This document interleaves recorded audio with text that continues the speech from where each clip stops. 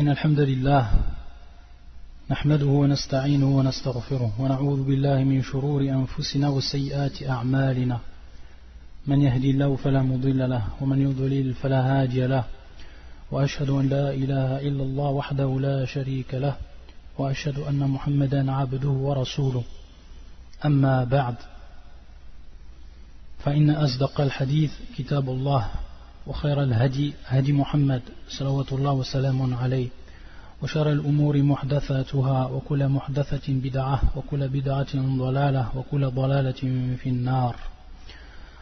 Donc, bi'idnillah wa bi'awnillah azza wa jal, nous allons continuer ces cours qui concernent donc tout ce qui est en relation avec la famille, depuis le début jusqu'à la fin, comme on l'a déjà expliqué précédemment dans le cours. Et on a intitulé l'ornement précieux des époux vertueux.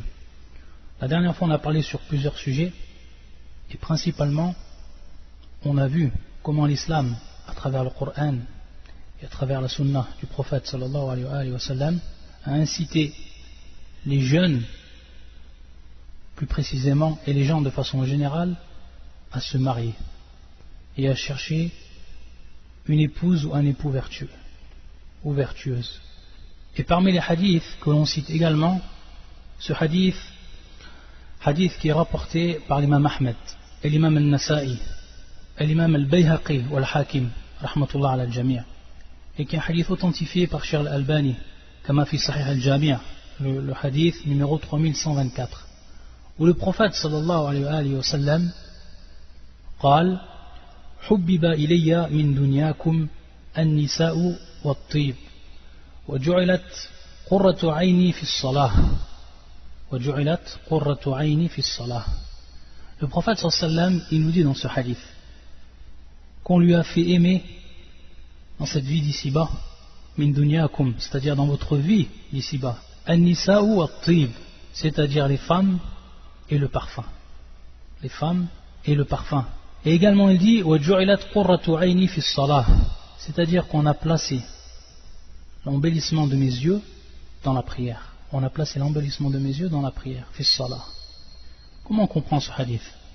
Il est clair par rapport à ce qu'il indique. Parce que le prophète sallallahu alayhi wa sallam, il nous dit qu'on lui a fait aimer dans cette vie d'ici-bas ou dans votre vie d'ici-bas la femme ou les femmes et le parfum. Bien entendu, pour ce qui est de la femme, le seul moyen de parvenir à elle est dans le halal, c'est-à-dire dans ce qui est autorisé par rapport à l'islam, c'est le mariage. Donc on voit en ce sens que bien entendu ici c'est encore une incitation au mariage.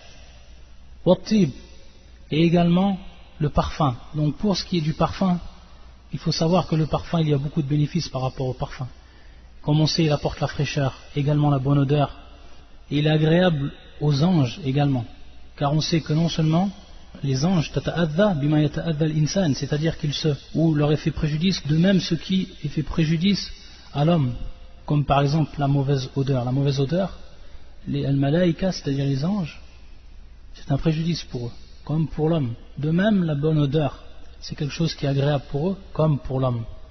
Et également toutes les fawaïd que l'on trouve. Et on sait que la sunna du prophète sallallahu alayhi wa sallam nous a également invité à utiliser le parfum, que ce soit durant la prière, etc. C'est-à-dire que la personne soit toujours parfumée et ressorte d'elle une bonne odeur. Et ce qui nous intéresse également ici, c'est An-Nisa, ou ce qui est de principal ici dans le hadith, c'est bien sûr An-Nisa, c'est-à-dire les femmes. Et on sait tout simplement que les femmes, l'importance qu'elles ont au niveau de l'islam, elles sont masabih al-buyut, c'est-à-dire les lampes ou les lumières, elles illuminent les foyers.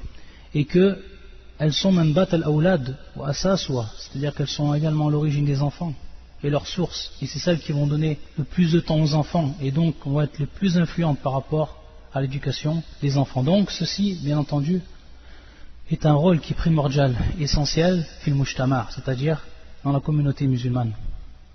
Wa ju'alat qurratu 'ayni fi as-salah, c'est-à-dire que également dans ce hadith, pour terminer son explication, c'est que le prophète sallallahu alayhi wa sallam nous indique l'embellissement de ses yeux a été mis durant la prière. Et bien entendu, durant cette prière-là, où al-abd, c'est-à-dire l'esclave, il se place devant Allah subhanahu wa ta'ala, et qu'il va donc y avoir une relation entre l'esclave et Allah, comme tout le monde le sait. Et on voit qu'ici, ce qui était placé donc comme embellissement des yeux, ça a été durant la prière du prophète sallallahu alayhi wa sallam, d'où l'importance primordiale et fondamentale également. Et donc ce na'im, si on le considère comme un na'im, c'est-à-dire comme un délice, c'est un na'im fil ajil, c'est-à-dire que c'est un délice non seulement qui est immédiat, donc dans la vie d'ici-bas, et également qurb fil ajil, c'est-à-dire c'est également à titre différé un rapprochement, c'est-à-dire qu'on va se rapprocher par rapport à cela dans l'au-delà et gagner également des hasanat. Et ça on l'a vu par rapport au mariage, par rapport aux femmes, et bien entendu lorsqu'on dit les femmes on parle directement du mariage parce que c'est la seule possibilité halal, c'est-à-dire la seule possibilité bien sûr pour ce qui est des femmes libres d'y parvenir. Donc voilà pour ce qui est des hadiths et pour ce qu'on a cité auparavant comme verset du Coran qui appelle et qui incite au mariage. Également ce qu'on cite, et ici c'est plus une mise en garde, c'est par rapport à certaines sectes de l'islam, et plus précisément soufis, c'est-à-dire les soufis, qui, beaucoup d'entre eux, appellent eux au contraire de ce qu'a appelé le Coran et la Sunna, et en l'occurrence ici, le mariage, et qui appellent donc les gens à délaisser le mariage et se consacrer de façon exclusive à l'adoration d'Allah Azza wa Jal. Bien sûr, lorsqu'ils disent de façon exclusive, c'est dans leur compréhension à eux. Et on a vu auparavant, donc déjà, de ce point de vue, l'erreur fondamentale qu'ils font. On a vu que le fait de se marier, que le fait d'avoir des rapports, ou que tout ce qui va engendrer cela par rapport au mariage, etc., on a vu que c'était une ibada, que c'était une adoration pour la personne qui bien sûr avait la niya comme telle, qui avait l'intention comme telle, et sans la détailler et citer lorsqu'on a dit que zawaj ibada, que le mariage en lui-même est une adoration, bien entendu, bin niya, c'est-à-dire avec cette intention.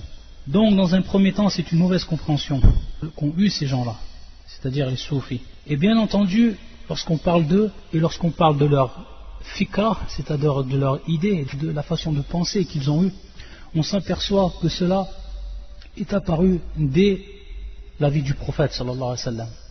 Lorsque tout le monde sait, d'après le hadith qui est rapporté par l'imam al-Bukhari, lorsque 3 personnes sont venues voir le prophète sallallahu alayhi wa sallam, et que tous ont vanté les actes qu'ils font. Et parmi ces actes, c'est ce qui nous intéresse, il y a un parmi eux qui a dit cette parole. وَقَالَ آخَرْ وَأَنَا أَعْتَزِلُ النِّسَاءَ وَلَا أَتَزَوَّجُ أَبَدًا وَأَنَا أَعْتَزِلُ النِّسَاءَ وَلَا أَتَزَوَّجُ أَبَدًا, c'est-à-dire que moi, je délaisse les femmes, je m'écarte des femmes. Donc ça de façon absolue. C'est-à-dire, bien entendu, on comprend cela, que ce soit, ou plus précisément, dans le halal. وَلَا أَتَزَوَّجُ أَبَدًا, et je ne me marie jamais.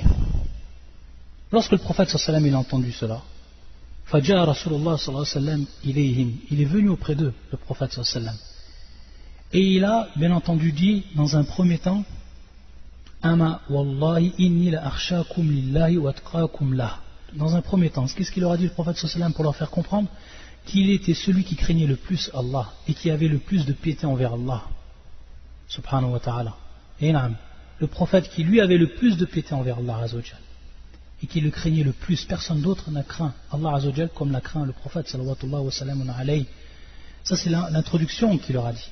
C'est-à-dire que vous ne pouvez, de par vos actes, de par vos intentions et de par votre fikra, c'est-à-dire vos pensées, être plus proche d'Allah Azza wa Jal et craindre plus Allah Azza wa Jal que moi je le suis. Ça c'est impossible et c'est inimaginable.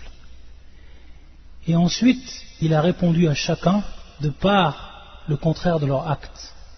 Et pour ce qui concerne les femmes, qu'est-ce qu'il a dit? Wa atazawwaju nisa. Wa atazawwaju nisa, c'est-à-dire que je me marie moi avec les femmes. Je suis le plus pieux d'entre vous et je crains le plus Allah Azza wa Jal et je me marie avec les femmes. Et bien entendu, cela est en parfaite harmonie et d'une pleine compatibilité. فَمَنْ رَغِبَ عَنْ سُنَّتِي فَلَيْسَ مِنِّي. Et ensuite, qu'est-ce qu'il a dit le prophète sallallahu alayhi wa sallam? فَمَنْ رَغِبَ عَنْ سُنَّتِي فَلَيْسَ مِنِّي. Celui qui délaisse donc ma sunnah, alors il ne fait pas partie de moi. Il ne fait pas partie des miens. Voilà comment il a répondu le prophète sallallahu alayhi wa sallam à ces gens-là. Et bien entendu, et malheureusement, ce fikra, c'est-à-dire cette pensée, elle a continué après. Et on l'a vu apparaître chez ceux, bien sûr, qu'on appelle les soufis. Et on voit beaucoup d'entre eux qui ont délaissé totalement le mariage. Ils ont délaissé totalement le mariage pour se considérer donc à l'adoration, suivant eux comment ils le conçoivent et comment ils le voient. Et on voit que dans son fondement, déjà de par ce hadith du prophète sallallahu alayhi wa sallam, et de tout ce qu'on peut également citer, que c'est totalement contradictoire avec l'islam de façon générale, et plus particulièrement la sunna du prophète sallallahu alayhi wa sallam. Et également, ce qu'on cite dans la sunna, d'après un hadith de Sa'd ibn Abi Waqqas, qui est un hadith muttafaqun alayh, suivant les versions, muttafaqun alayh, rapporté l'imam al-Bukhari wa Muslim. عن سعد ابن أبي وقاص قال رد رسول الله صلى الله عليه وسلم على عثمان ابن مطعوم. C'est-à-dire que le prophète صلى الله عليه وسلم, il a réfuté Uthman par rapport à une chose bien précise que l'on appelle at-tabattul, ce que l'on appelle at-tabattul. Et c'est pour ça que l'imam al-Bukhari rahmatullah alayh, lorsqu'il a rappelé ou lorsqu'il a rapporté ce hadith, il l'a rapporté dans un chapitre bien entendu. Et on sait que le chapitre ou les titres des chapitres du Bukhari, on va trouver à l'intérieur de ces titres-là le fiqh de l'imam al-Bukhari, c'est-à-dire la jurisprudence de l'imam al-Bukhari. Donc l'imam al-Bukhari, il met son titre, il place son titre, et ensuite, bien entendu, il va apporter les versets ou les hadiths qui viennent appuyer cette parole-là, qui sont donc un argument et une preuve. Et il a dit « Ma yukrahu min at-tabattul al-khisa ». Qu'est-ce que ça veut dire? C'est-à-dire ce que l'on déteste et qui concerne le tabattul. Qu'est-ce que tabattul? Comment on va comprendre ce terme-là, tabattul? Le tabattul, comme nous le dit l'imam Ibn Hajar, وَالْإِنْقِطَاعُ عَنِ النِّكَاحِ وَمَا يَتَّبِعُ مِنَ الْمَلَاذِ إِلَى الْعِبَادَةِ. C'est tout simplement le fait de délaisser et de couper tout ce qui est en relation avec le nikah, c'est-à-dire avec le zawaj, et tout ce qui va bien sûr en dépendre, comme jouissement, pour se consacrer donc ila al-ibada, pour se consacrer uniquement à l'adoration. Ça c'est ma'na tabattul.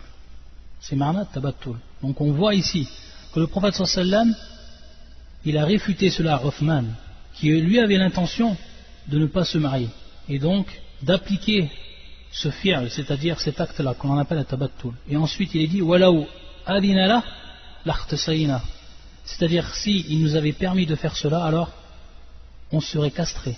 Carrément, on serait castré. Comme tout le monde sait ce que cela veut dire. Wallah al-musta'an.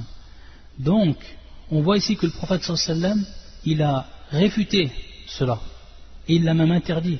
Comme dans le hadith qui est rapporté par l'imam al-Nasa'i, qui est un hadith authentique, authentifié par Cheikh Albani et d'autres, qui est un hadith de Samura ibn Jundub, an al-Nabi sallallahu alayhi wa sallam, na'an al-tabattul. Samura nous informe que le prophète sallallahu alayhi wa sallam a interdit ce qu'on appelle le tabattul, ce terme-là. Il a interdit le prophète sallallahu alayhi wa sallam. Donc ici, le karaha, c'est bien entendu min bab at-tahrim, ça rentre en fait dans l'interdiction. Et bien entendu, à ne pas confondre avec le sens d'un verset du Coran, et qui est le verset suivant, وَتَبَتَّلْ إِلَيْهِ تَبْتِيلًا. وَتَبَتَّلْ إِلَيْهِ تَبْتِيلًا. Ma'na de ce verset, bien entendu, ici on voit la forme verbale de ce terme tabattul qui est employé ici dans le Coran, où il est dit وَتَبَتَّلْ إِلَيْهِ تَبْتِيلًا. Et l'explication que nous ont donné les salaf, parmi eux les sahaba, comme Ibn Abbas et d'autres encore, et ceux qui les ont suivis, parmi les tabi'in, Mujahid et d'autres encore, يعني أخلص له إخلاصا. C'est-à-dire, ma'na de ce verset-là, vous, un culte exclusif en Allah Azzawajal, qui est bien sûr source d'une pure intention envers Allah Azzawajal, une ikhlas qui va être pure. C'est dans ce sens que l'on comprend ce verset. Et bien entendu, lorsque ce verset il est rappelé, on va également se rappeler les autres hadiths du prophète sallallahu alayhi wa sallam pour comprendre donc quel est le maqsoud de ce hadith, de ce verset. Et on sait que de toute manière, même si l'on regarde au niveau de cet acte même, le fait de se couper totalement des femmes et donc de délaisser le mariage, on va s'apercevoir qu'il y a de très mauvaises répercussions par rapport à l'homme dans ce sens. Et ce que nous cite Ibn al-Jawzi rahmatullah alayh dans son livre Talbis Iblis, lorsqu'il fait donc lui une réfutation aux soufis et qui concerne donc ce sujet, le fait de délaisser le mariage, et il nous précise que même parmi eux ceux qui incitent et invitent à le délaisser, donc c'est carrément une da'wa qu'ils font, c'est carrément un prêche qu'ils font. Il dit tout simplement, il cite trois préjudices qui vont advenir. Il dit d'un point de vue tibbi, c'est-à-dire d'un point de vue médical, il va advenir des maladies. Al-marad bi habs al-ma. Al-marad bi habs al-ma. Bien entendu, lorsqu'on ne fait pas sortir, et bien entendu bi tariq halal, c'est-à-dire par une voie qui est licite, le sperme qui est fabriqué, alors automatiquement cela va avoir pour conséquence dans la plupart des cas des problèmes au niveau de la santé, comme il le cite. Que ce soit par rapport au corps qui va devenir froid et également les gestes qui vont devenir affaiblis, etc. Et on sait que de toute manière, de façon générale, on sait que c'est contre la nature humaine. C'est-à-dire que c'est quelque chose qui va à l'encontre de la nature humaine. Si Allah Azza wa Jalla nous a créé de cette façon-là, c'est donc qu'on utilise cette qudra, cette capacité donc dans ce qui est halal. Et donc, lorsqu'on voit la sunna du prophète sallallahu alayhi wa sallam, automatiquement on va savoir que c'est contraire à la nature humaine. Parce que tout ce qui est venu dans l'islam, que ce soit au niveau du Coran, que ce soit au niveau de la sunna, tout est en parfaite harmonie avec la nature humaine, comme Allah Azza wa Jal il nous a créé, al-fitra. Également, parmi ce que l'on peut s'apercevoir, c'est al-firar ila al-matrouk, comme il l'a cité Ibn al-Jawzi, al-firar ila al-matrouk. C'est-à-dire que, qu'est-ce qui va se passer? Les gens vont tellement, ou ceux qui vont emprunter cette voie-là, ils vont tellement faire un effort, c'est parce que ça demande cela un très très grand effort par rapport à soi-même, un très grand effort. Et certains n'auront peut-être pas le niveau, et un jour ils vont craquer. Et qu'est-ce qui va advenir? Ça va être complètement le contraire. C'est-à-dire que la personne qui s'est privée de cette chose-là, lorsqu'elle verra qu'elle n'a pas eu la capacité d'y parvenir, c'est-à-dire délaisser le mariage, délaisser les femmes, ce qui va se passer, ça va être totalement le contraire. C'est-à-dire qu'il va atteindre ce but qui lui était donc privé, c'est-à-dire par toutes les voies qui vont lui être possibles. Et bien entendu, fait le haram. Et ça va être donc le contraire de ce qu'il avait voulu auparavant. Et ça, c'est quelque chose qui arrive souvent, wallah al-musta'an, qui arrive souvent et que l'on voit. Hada amr mashhoud, c'est quelque chose que l'on peut voir et que l'on peut témoigner. Et également la troisième, et c'est ce qu'on a vu à travers le hadith du prophète sallallahu alayhi wa sallam et à travers le rad, c'est-à-dire la réfutation qu'il avait fait à Uthman, le prophète sallallahu alayhi wa sallam, qui lui, Uthman avait dit, si il nous avait permis de faire cela, l'artasayna, c'est-à-dire qu'on serait donc castré. Et bien entendu, ceux qui font cela, ils peuvent être amenés à faire cet acte-là, wallah al-musta'an, et qui est également interdit au niveau de l'islam.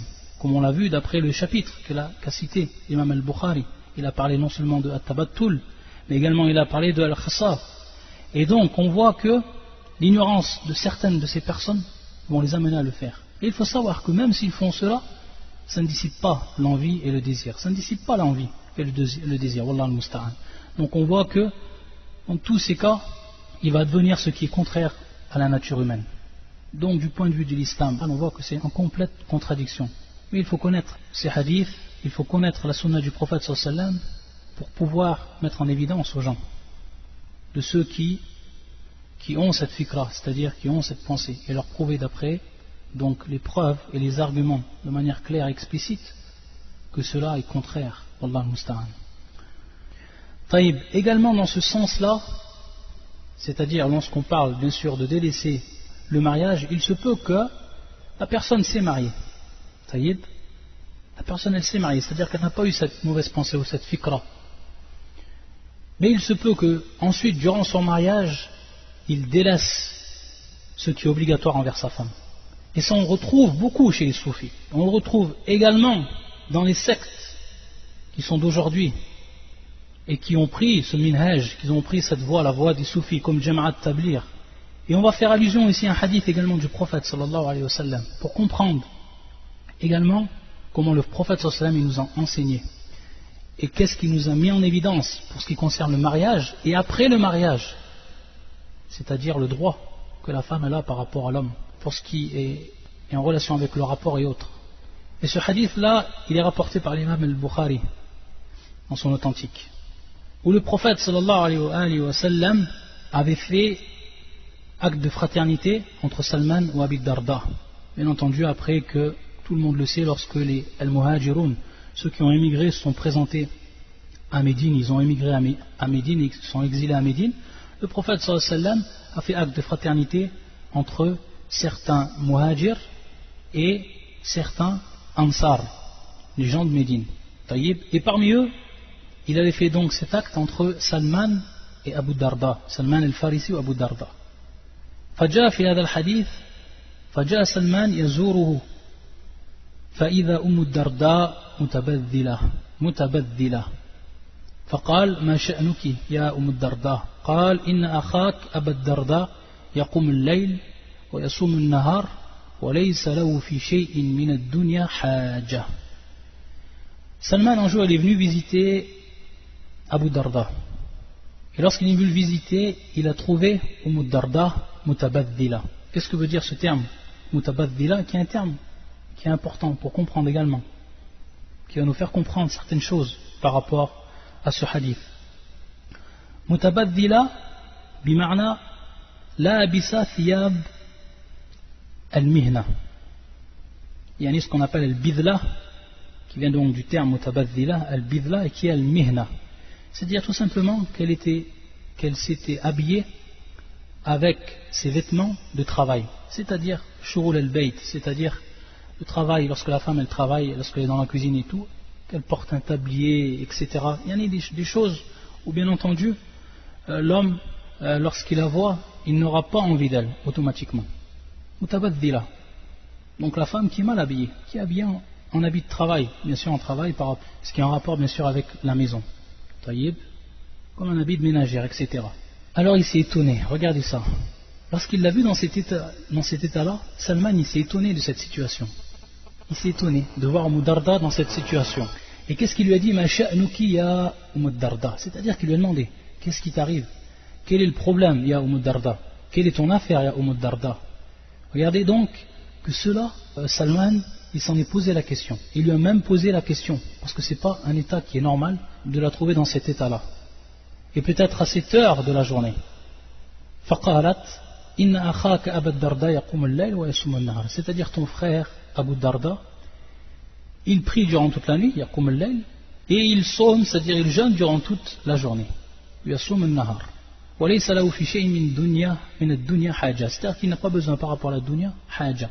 Bien sûr ici, de façon adab, c'est-à-dire avec une bonne parole qui va nous faire comprendre, et de manière indirecte, qu'elle parle bien sûr par rapport à elle, à son cas, c'est-à-dire par rapport à la relation qu'a Abu Darda par rapport à sa femme, et que ça fait partie bien entendu de ce qu'on appelle al-haja, parce que l'homme il a besoin de la femme dans cette vie d'ici-bas, et lui bien entendu ici dans ce sens-là, il n'a aucun besoin, donc il s'est passé cela et qu'il a su, donc il a su la cause de cet habit-là. Salman, il a attendu bien sûr qu'Abu Darda y vienne. Fadja Abu Darda ensuite il est venu. Taïb. Une autre faïda que l'on trouve dans ce hadith, c'est que la femme, elle doit également s'habiller d'une belle manière et avec de beaux habits pour recevoir son homme. Taïb. Pourquoi? C'est ce qu'on comprend de ce hadith-là. Et c'est ce qu'on comprend de l'étonnement de Salman lorsqu'il a vu Umm Darda en cet état-là. Alors que la femme, elle aurait dû ici s'habiller d'une belle manière, sachant qu'elle est mariée, et que son mari, par rapport à elle, il a un droit, par rapport au fait de s'habiller, par rapport à qu'elle soit plaisante. Donc il a attendu Salman, Abu Darda, et lui a dit Fadja Abu Darda, farahhaba bi Salman, wa qarraba ilayhi ta'aman, faqala lahu Salman, at'am, qala inni sa'im. Donc et ensuite il lui a approché une nourriture, pour qu'il mange. Faqala lahu Salman, qu'est-ce qu'il lui dit Salman? At'am, c'est-à-dire mange avec moi. Et qu'est-ce qu'il lui a répondu donc Abu Darda? Son habitude, inni sa'im, c'est-à-dire que je suis Sa'im, jeûneur. Qal aqsamtu alayk la tuftiranna. Aqsamtu alayk la tuftiranna. C'est-à-dire qu'il a juré par Allah Azza wa Jal, Salman, qu'il casserait son jeûne et qu'il va manger. Et il lui a dit ma ana bi'akil hatta ta'kul, c'est-à-dire que je ne vais pas manger ce que toi tu manges. Fa'akala ma'u. Alors, il a mangé à ce moment-là avec lui. Thumma bata 'indahu, c'est-à-dire qu'il a dormi avec lui. Salman, il est resté donc avec lui une nuit, avec Abu Darda, il a dormi avec lui. Lorsque donc la nuit elle est venue, elle est apparue, Abu Darda il a voulu se lever bien sûr pour prier. Salman, il lui a interdit de faire cela. C'est-à-dire que cela s'est arrivé plus d'une fois. Plus d'une fois Abu Darda il a voulu se lever, et plus d'une fois Salman il lui a interdit de le faire, de prier, donc de se lever. ثم قال سلمان يا أبا الدرداء إن لجسدك عليك حقا. C'est-à-dire que ton corps par rapport à toi, il a un droit.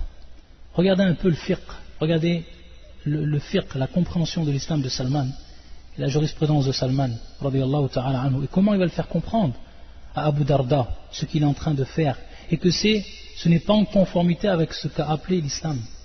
Inna li jasadika alayka haqqan, wa inna li ahlika alayka haqqan. Et ta famille bien entendu ici lorsqu'on dit al-ahl de façon générale, c'est la femme. Wa inna li ahlika alayka haqqan, c'est-à-dire qu'elle a un droit par rapport à toi. Ta femme, elle a un droit par rapport à toi, par rapport à ce qui est du rapport, par rapport à ce qui est de la relation, etc. Soum wa aftir wa salli wa ati ahlak. Et qu'est-ce qu'il lui a dit? Il lui a donné donc le juste milieu par rapport à cela.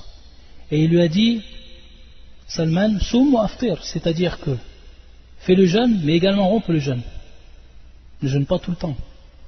Wa salli wa ati ahlak, c'est-à-dire prie, mais également présente-toi auprès de ta femme. Wa a'ti kulla dhi haqqin haqqah, et donne à tous ceux qui ont un droit, bien entendu par rapport à toi, leur droit. فلما كان في وجه الصبح قال قم الآن إن شئت فقام فتوضأ ثم ركع ثم خرج إلى الصلاة. Donc à ce moment-là, lorsque le subh il est apparu, il lui a dit donc maintenant lève-toi.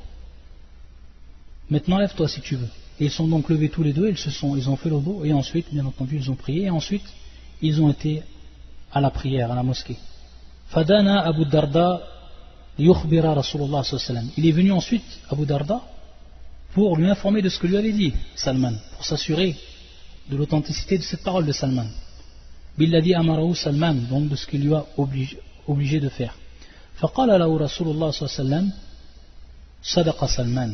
Sadaqa Salman, c'est-à-dire que Salman, il a dit la vérité dans ce qu'il t'a dit, dans ce juste milieu, et dans le fait d'adorer Allah Azzawajal, et également de te présenter auprès de ta femme, et de donner de façon plus générale, que ce soit ton corps et autres, tous ceux qui ont un droit sur toi, de leur donner ce droit-là, ça c'est la vérité. Et dans une autre version, il a répété exactement, le prophète sallallahu alayhi wa sallam, ce qu'avait dit Salman. Ya Aba Darda, inna li jasadaka alayka haqqan. Comme l'a dit Salman. Donc on voit que Salman, il a pris cet enseignement du prophète sallallahu alayhi wa sallam et il l'a ensuite enseigné lui à Abu Darda radiyallahu ta'ala anhum ajma'in. Donc on voit ici que dans cet enseignement prophétique, la personne sur le juste milieu. Non seulement il est plaisant avec sa femme, il vient à sa femme, mais également il prie, c'est-à-dire donc un juste milieu. Ce n'est pas pour autant qu'il va délaisser l'adoration. Et lorsqu'on a compris dès le départ, dès le premier cours, que ce Adal Mafhoum, c'est-à-dire que cette compréhension, et que le mariage lui aussi, de par la niya, de la bonne intention, c'est également que ça va être considéré comme des hasanat, ça va être donc considéré comme une adoration, alors automatiquement, on va comprendre que la personne, elle va bénéficier de tout, et qu'elle va donc mener une vie qui va être pleine dans le halal, et qu'elle va bénéficier de tout cela. Ça, c'est la bonne compréhension que nous enseigne le Coran et la Sunna du prophète, sallallahu wa sallam alayhi.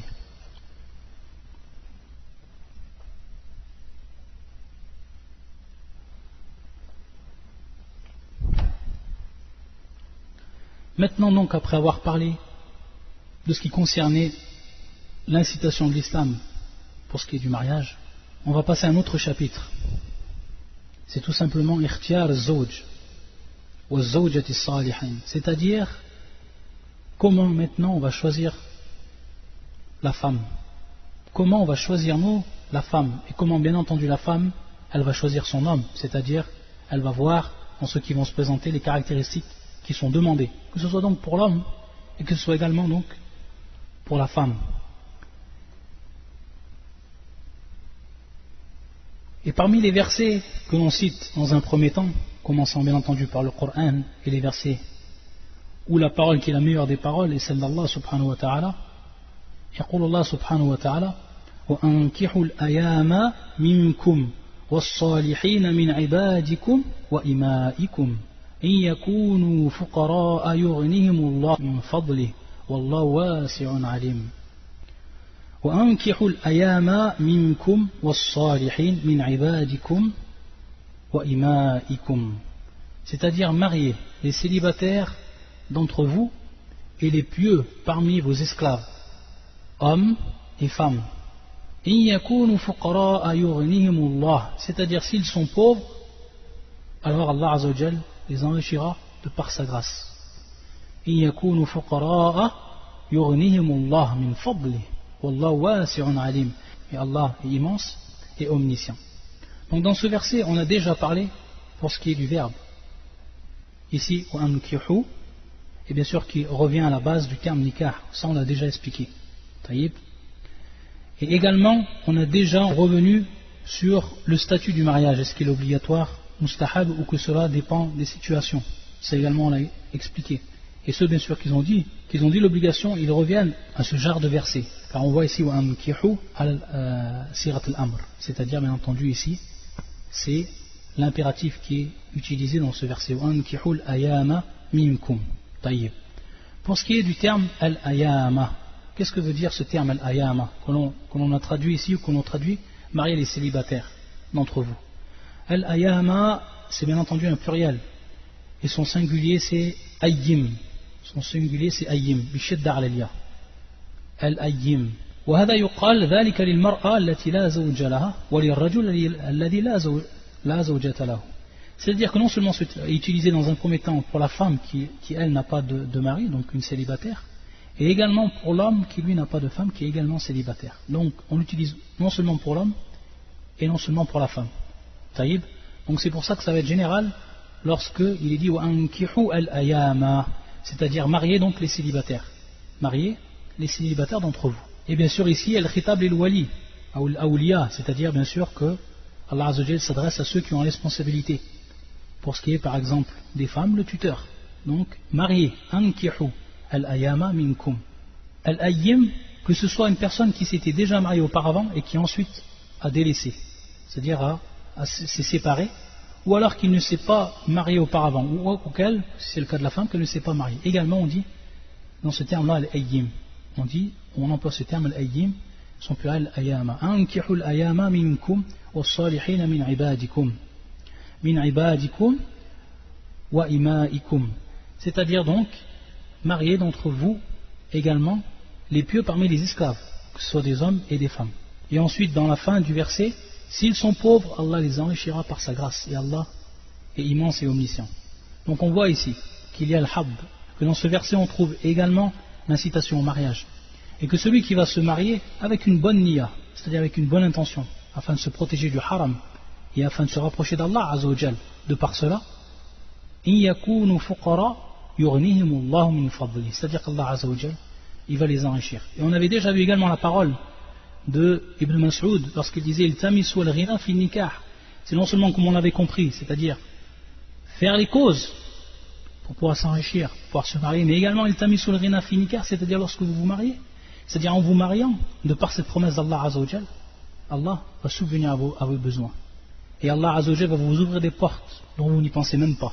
Et donc il va pourvoir à votre besoin, subhanahu wa ta'ala. Ça c'est une promesse. Et comme on l'a vu également dans le hadith authentique. Donc ça, la personne, elle ne doit pas avoir de doute par rapport à cela. La personne, elle ne doit pas avoir de doute pour ce qui est de cette promesse, que ce soit dans le verset ou que ce soit dans le hadith qu'on a déjà vu. Pour ce qui est du mariage, et ça va être une façon, de manière générale, c'est une chose qui va être connue de tout le monde.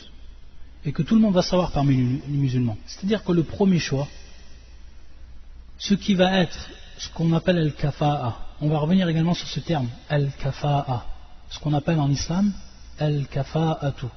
Al-kafa'atu, c'est bien entendu au niveau de la langue al-nazir. Al-nazir, c'est-à-dire ce qui va être ressemblant, ou ce qui va être plutôt équivalent, pour être plus précis, ce qui va être équivalent. C'est-à-dire l'équivalence que l'on va trouver entre l'homme et la femme. Et on va revenir sur cela, ce qu'on appelle al-kafa'atu. Et bien entendu, pour ce qui est de al-kafa'a, à l'intérieur de ce terme-là, il va rentrer les caractéristiques que la personne doit chercher, que le croyant il doit chercher à travers la femme pour que son mariage réussisse. Et on sait à partir de là que ce caractéristique, c'est bien entendu le din, c'est la religion. On va revenir au hadith du prophète sallam. On va également expliquer cela. Mais déjà en introduction, on peut savoir que beaucoup de problèmes qui sont dus, ou que l'on trouve dans le couple et dans le mariage, ça a été dû dans un premier temps la précipitation lors du choix. C'est-à-dire que la personne se précipite. Alors que ce qu'il est demandé, c'était qu'elle fasse une recherche qui est précise. Mais pour beaucoup de raisons, on trouve que beaucoup de jeunes, Wallah al-Musta'an, ils se précipitent pour ce qui est du mariage. Et automatiquement, qu'est-ce qui va arriver à la fin? Eh bien, ce que l'on sait. Ça se finit soit par un divorce, ou alors une vie qui va être remplie de problèmes. Donc la personne, le croyant, le musulman, qui sait que lorsqu'il va se marier avec cette sœur, et qu'elle va rester toute la vie avec lui, il va partager sa nourriture, il va partager son quotidien de façon générale avec cette femme, alors à lui, c'est celui qui est intelligent et celui qui veut préserver sa religion et qui veut bien au contraire vivre pleinement sa religion, que ce soit pour lui un moteur, que ce soit pour lui une façon de progresser dans la religion, alors qu'il fasse une recherche qui soit précise et qu'il s'éloigne de toute précipitation pour ce qui est du mariage et qu'il ne regarde pas, et c'est le cas de beaucoup de personnes, ce qu'on pourrait appeler entre parenthèses bien entendu l'ensorcellement de la beauté humaine, c'est-à-dire regarder avant tout l'islam de la femme, la religion de la femme. Et à partir de là, bien entendu, on connaît le hadith qui est muttafaqun alayhi, rapporté par l'imam al-Bukhari et le Muslim, où le prophète sallallahu alayhi wa sallam nous dit tunkahul mar'atu li arba'ah, c'est-à-dire que l'on va se marier avec une femme, et donc bien entendu on va chercher, et on est bien entendu ici dans les préliminaires du mariage, c'est-à-dire avant toute chose, chercher la femme. On va se marier avec une femme, et les caractéristiques qu'on va chercher dans cette femme-là, ils sont de 4. Le prophète sallallahu alayhi wa sallam nous a dit l'imaliha. Le premier nous a dit l'imaliha, c'est-à-dire par rapport à son argent. Donc ces 4 qui vont être cités, ils sont tous pris en compte. Ils sont bien entendu tous pris en compte. C'est-à-dire que on ne peut pas dire moi je me suis marié avec cette femme ou j'ai trouvé une femme qui elle remplit une de ces caractéristiques. Qui remplit bien sûr, lorsqu'on dit l'une de ces caractéristiques, il va remplir la caractéristique qui est fondamentale, comme on va le voir dans la suite du hadith. Taïb. Mais lorsque la personne dit en plus, j'ai trouvé ces caractéristiques en plus chez cette femme-là, fala junah, c'est-à-dire qu'il n'y a pas de mal par rapport à cela. Et que ce soit ici le cas de la richesse, une femme qui est riche. Et on sait que lorsque la femme elle est riche, il va avoir des bénéfices par rapport à l'homme. Et certains savants, à partir de ce hadith-là, ils ont dit qu'il était permis à l'homme donc de jouir des biens de sa femme si elle lui permettait. Mais également ce qui va devenir et ce qui va être très profitable par rapport à l'homme lorsque la femme elle est riche, on sait que la femme elle demande dans son droit bien sûr ce qu'elle a besoin par rapport à cette dunya, que ce soit par rapport aux vêtements, etc. Taïb, et encore plus de nos jours, c'est-à-dire ce qui est demandé est de plus en plus coûteux. Donc la femme qui elle a de l'argent, même si c'est son droit bien entendu, et c'est le droit qu'elle a sur le mari, il n'y a pas de doute sur ça, c'est-à-dire que l'homme yunfiq alayha, même si elle était riche, al-wajib an yunfiq alayha, c'est-à-dire que lui il pourvoit ses besoins. Mais la femme peut-être les surplus, etc. Si la femme elle-même elle est riche, elle le fera de elle-même, c'est-à-dire qu'elle achètera de elle-même sans qu'elle fatigue son homme par rapport à cela. Taïb. Et également par rapport aux enfants. Et il va advenir un bienfait par rapport aux enfants lorsque la femme elle est riche. Non seulement durant leur vivant aux enfants, mais également lorsque la mère elle meurt. Et pour ce qui est de l'héritage. Ça c'est ce qu'ont rappelé les savants. Le deuxième caractéristique, wali hasabiha. Wali hasabiha. Ici le maqsoud wali hasabiha, c'est le lignage. C'est-à-dire voir d'où la femme elle vient par rapport donc à son lignage et qui est également ici pris en compte. Wali diniha. Wali diniha. Et le troisième cité, wali diniha, c'est-à-dire par rapport à sa religion. Par rapport à sa religion. Et on va voir ici bien entendu à la fin du hadith que c'est caractéristique principale. Et ensuite, wali jamaliha. Wali jamaliha, c'est-à-dire également ce qui est pris en compte, la beauté. Enam. Ce qui est pris en compte également, c'est la beauté. Et personne ne peut dénier cela de par ce hadith du prophète sallallahu alayhi wa sallam, mais également par d'autres hadiths. Et lorsqu'on verra plus tard également pour ce qui est de la femme qui est demandée en mariage. Lorsque un des sahabis était venu voir le prophète sallallahu alayhi wa sallam, il lui a ordonné d'aller la voir et de la regarder. On reviendra sur ce hadith. Et on l'expliquera en détail, Inch'Allah. Et ensuite, le prophète sallam il dit Fadfar bidhati din taribat yadak. Fadfar bidhati din. C'est-à-dire, comment on va comprendre ici Fadfar bidhati din. La réussite. La réussite, elle va se trouver dans celle qui a le din, c'est-à-dire qui a la religion, la femme pieuse. C'est là la véritable réussite. Et c'est ça la caractéristique principale. C'est que si la femme, même si elle n'a pas le jamal, la beauté, même si elle n'a pas l'argent, et même si elle n'a pas le lignage, si elle a cette caractéristique, alors automatiquement c'est la réussite, Inch'Allah ta'ala. Fadfar bidhati din, c'est-à-dire que la réussite soit donnée par rapport donc à celle qui va détenir la religion lorsque tu vas te marier avec elle. Taribat yadak. Taribat yadak. Et ici, quelle est cette expression du prophète sallallahu alayhi wa sallam? Ce terme, qu'est-ce qu'il veut dire? Taribat yadak. La siqata bit-turab. Donc il y a kinaya an al-faqr, ou kinaya an al-faqr. C'est tout simplement cette expression qui veut dire que tes mains soient imprégnées de terre. Que tes mains soient imprégnées de terre. Ici c'est une kinaya, c'est-à-dire c'est une expression que le prophète sallallahu alayhi wa sallam a dit pour faire part du faqr, c'est-à-dire la pauvreté. Qui est la pauvreté, comme l'a expliqué Ibn Hajar fil Fath. Taïb. Donc, taribat yadak, ici kinaya an al-faqr. C'est-à-dire que le prophète sallallahu alayhi wa sallam dit si tu ne vas pas faire ça, donc tu ne vas pas réussir. Wallah al-musta'an. Si tu n'as pas pris celle qui possédait donc le din. Taïb, un dernier point qu'on va citer donc par rapport à ce cours, c'est al-kafa'a. C'est ce qu'on a parlé donc, al-kafa'a. Et il faut savoir que al-kafa'a, qui veut dire donc au niveau de la langue arabe, al-nazir, ce qui est équivalent. Il faut savoir que les savants, par rapport à cela, ils ont cité plusieurs critères qui rentrent dans ce qu'on appelle al-kafa'a. Et parmi donc ce qui est cité, c'est bien entendu, comme cela est venu dans le hadith, c'est ad-din, c'est-à-dire donc la religion. C'est-à-dire que le pervers, celui qui donc n'a pas de religion, qui est un pervers, il ne va pas être équivalent à la femme qui, elle, est chaste, bien entendu. Donc ici, il n'y a pas de kafa'a. Ici, il n'y a pas de kafa'a, pour ce qui est de ce premier point. Donc ça, le premier, c'est ad-din, c'est la religion. Le deuxième, al-hurriya, c'est-à-dire donc la liberté. C'est-à-dire que l'esclave, il n'est pas bien sûr équivalent à la femme qui va être libre, elle. Également, ce qu'ils prennent en compte, les savants, as-sana'a, c'est-à-dire le métier. Et donc, bien sûr, celui qui va avoir un simple métier, il ne va pas être fouane, c'est-à-dire il ne va pas être équivalent pour, par exemple, une fille d'un grand commerçant. Taïb. Ce qu'ils prennent également en compte, al-mal, c'est-à-dire donc l'argent. Et donc, celui qui va être pauvre, il ne va pas être équivalent pour celle qui, elle, est riche. Et ils prennent également, et ça c'est le cinquième, c'est un nasab, c'est-à-dire le lignage. C'est-à-dire que le nom arabe, il n'est pas équivalent à l'arabe.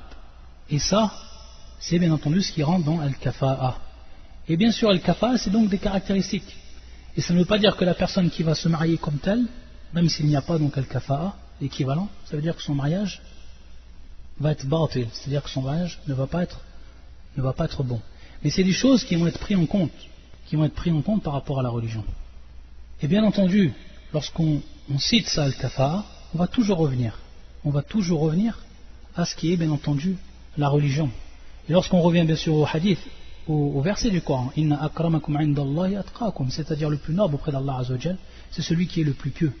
Ça bien sûr c'est la base fondamentale, et c'est sur quoi on va toujours revenir. Et il faut savoir, peut-être que certains vont se poser la question, lorsqu'on a parlé de al-kafa'a et qu'on a cité les différents, lorsqu'on a dit al-nasab, c'est-à-dire lorsqu'on a parlé du lignage. Et le lignage, bien entendu, il a été cité par le prophète ici. Et on sait que, lorsqu'on a dit, bien sûr, on a cité l'Arjami, on a cité l'Arabiyya, lorsqu'on a cité celui qui est non arabe et celui qui est arabe, il faut savoir que ça rentre également dans le lignage. Et ça va être une préférence qui va être donnée. Même si la base, bien entendu, c'est le din. À titre d'exemple, si deux personnes vont se présenter à la femme qui est l'arabe, ces deux personnes vont se présenter et qui ont tous les deux un même niveau de din, des multazimin et des gens qui suivent la religion comme il se doit. Un il est arabe et l'autre il est non arabe. Sa préférence par rapport à cela, bien entendu, ça va être pour celui qui est arabe, de par la préférence qu'il a été faite. Mais si quelqu'un se présente arabe, mais qui n'a pas le même niveau, et qui est loin d'être comme une personne non arabe qui serait présentée, qui lui a du din, et qui lui est vraiment un multazim, bien entendu le choix va se faire, il va revenir donc au critère qui est fondamental et principal. Et par rapport à ça, pour ce qui est bien sûr de la race arabe et des arabes de façon générale, il faut savoir que cela est pris en compte au niveau de la religion, que cela est pris en compte.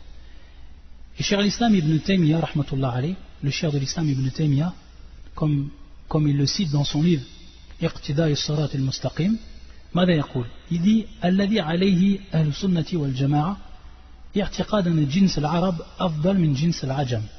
Il dit, Cheikh al-Islam ibn Taymiyyah, il dit, sur quoi sont les gens de la sunna du consensus par rapport à la croyance. Donc il dit ici, il fait rentrer cela, il dit alladhi ali ahlu sunnati wal jama'a i'tiqad, c'est-à-dire la croyance, an jins al-arab afdal min jins al-ajam, que la race des arabes est meilleure que la race des non-arabes. Et ensuite il dit wa anna quraishan afdal al-arab, c'est-à-dire que Quraysh sont les meilleurs parmi les arabes. Ils sont meilleurs donc que les Quraysh. Les Quraysh sont meilleurs que les arabes de façon générale. Wa anna Bani Hashim afdal Quraysh, et que Bani Hashim, donc cette qabila et cette famille sont meilleurs que Quraysh, wa anna Rasulullah sallallahu alayhi wa sallam afdal Bani Hashim, et que le prophète sallallahu alayhi wa sallam est le meilleur parmi Bani Hashim. Et non. Donc ça c'est, comme nous l'a précisé Cheikh al-Islam ibn Taymiyyah, ce que croient les gens de la sunna du consensus par rapport à la préférence qui a été faite. Préférence qui a été faite bien entendu là où le peuple qui a été choisi c'était le peuple des Arabes pour cette mission qui est de propager la religion. Et le prophète qui a été choisi c'était un prophète parmi les Arabes, et la langue qui a été choisie c'était la langue arabe pour le Coran. Donc ça c'est une chose qui est prise en compte, et ça on ne peut dénier, c'est quelque chose qui est pris en compte, et que cela est connu parmi al-madhahib al-thalatha, et comme le dit al-muwaffaq, c'est-à-dire Ibn Qudama, ou qawlu akthar al-ilm, c'est-à-dire la parole de la plupart des gens de science, que donc al-kafa'a est pris en compte pour ce qui est donc du mariage. Mais bien sûr ça ne rentre pas fi siha, yani shart siha, c'est-à-dire que ça va être une condition pour que le mariage il soit pris en compte, c'est-à-dire qu'il soit valable par rapport à la religion. Non, mais c'est pris en compte par rapport donc aux préférences.